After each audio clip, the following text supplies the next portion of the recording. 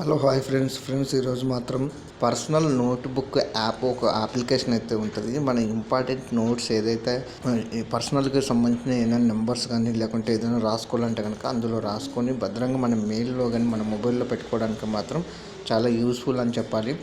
అలాగే మన Telugu A to Z 30 channel like చేసి షేర్ చేసి సబ్స్క్రైబ్ కూడా చేయండి. సో మనం ప్లేస్టోర్లోకి వెళ్ళిపోయి ఆ ప్లేస్టోర్లో ఇందులో అది పర్సనల్ నోట్బుక్ అనేది టైప్ చేయాలి.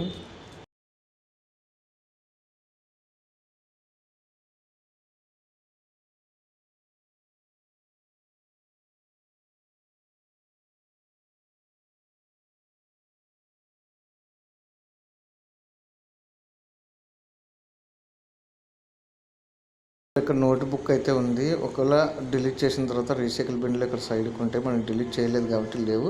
సో ఇక్కడ మనకు ఈ ప్లస్ సింబల్ మీద న్యూ ఫోల్డర్ న్యూ నోట్ ఏదైతే ఉందో అది ఉంది. సో మళ్ళీ న్యూ నోట్ అది తీసుకొని సో మనకి ఇక్కడ టైటిల్ సబ్జెక్ట్ దేనికి సంబంధించింది పర్సనల్ కాంటాక్ట్స్ లేకపోతే ఏదైనా ప్యాటర్న్ ఏదో అది రాసుకొని విత్ టైమింగ్తో సహా ఉంటుంది.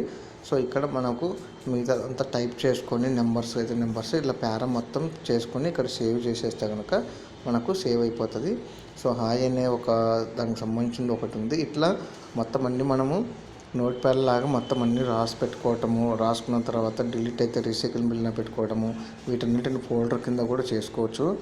సో అట్లా డిఫరెంట్గా అయితే ఉంటుంది. ఫోల్డర్ నేమ్ వచ్చేసి 1 అని పెట్టుకున్నాం అనుకో, ఏ అని పెట్టినా నేను ఫర్ ఎగ్జాంపుల్. ఈ ఏ అనే ఫోల్డర్లో ఇప్పుడు హాయ్ అనే దాన్ని పెట్టుకోవటము, మూవ్ టు ఫోల్డర్ ఏ.